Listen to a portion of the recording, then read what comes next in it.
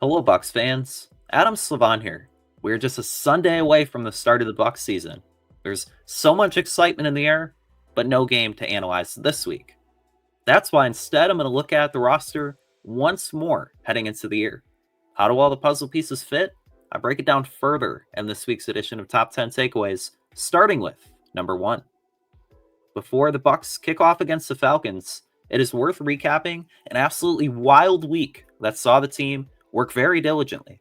They had to trim the roster down from 90 to 53 players, form a 17-man practice squad, while making a few intriguing new additions. Number 2, I also want to add, I was wrong. There will be some misses. My mistake this time around was thinking that Trask time would continue into 2025.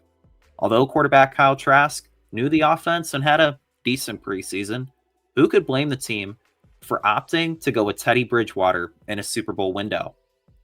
After thinking he would start the year on the practice squad, he ended up making the cut. So much for Trask and Michael Pratt battling it out, as neither backup quarterback lasted the summer. Number 3, a couple more offensive surprises stemmed from how many players the team kept in the running back, wide receiver, and offensive line rooms. Tampa Bay opted to stash skill position players like running back Josh Williams and wide receivers Tej Johnson and Cameron Johnson. That's 4 running backs and 7 wide receivers on the 53-man roster, accounting for Chris Godwin Jr. Both positions are deep, but the trenches are scary thin. They have only 7 offensive linemen that are healthy, with 1 injury, putting the team in a bad spot. Number 4, defensively, the Bucs' decision to go with 5 defensive tackles was surprising, until you consider there are 4 more defensive tackles on the practice squad. Inside linebacker John Bullock, pictured here, adds more immediate value as inside linebacker 4 due to his special teams ability. Tampa Bay also opted to keep 6 cornerbacks and 5 safeties. To me, that's a sign that the 4 has been elevated a lot. When you look at last year, cornerback 3, Bryce Hall, he'd even make the active roster. Number 5. Overall, the 53-man roster has a strong foundation, but the Bucs rounded out the team with young, cost-controlled players with upside, like offensive tackle Ben Chikwuma. 9 players are over 30 years of age, but 25 are 25 years old or younger. Number 6.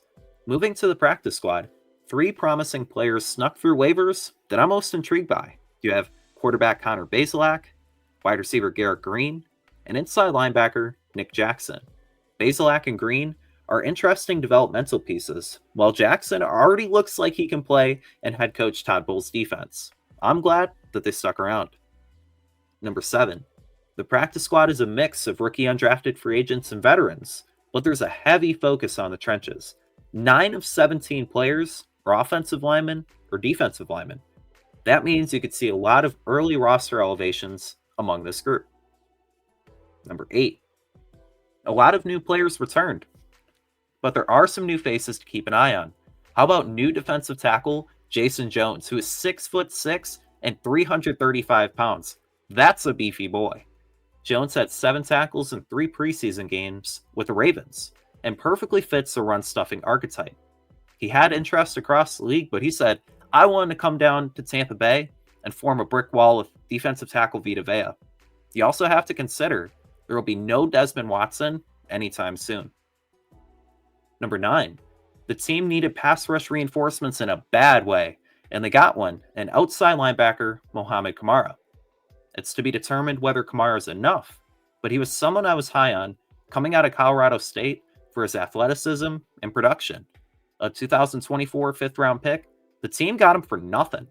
I wouldn't be surprised to see him crack the rotation and provide some juice in the near future. And number 10, safety Jack Henderson is taller and bigger than the other safeties on the roster. It was surprising to see the Panthers waive him after they gave him $300,000. Henderson, who has a lacrosse background before converting to football in high school, he has elite athleticism and can do a lot of things. This is the kind of addition where you ponder the possibilities, and it would not be shocking to see him rapidly grow. So, that'll do it for my top 10 takeaways this week, but be sure to check out pewterreport.com for our insightful, exclusive content heading into the regular season. That also includes our Pewter Report TV YouTube channel and all our latest videos and our Pewter Report podcasts. You can also check us out on social media on X, Instagram, and Facebook at Pewter Report.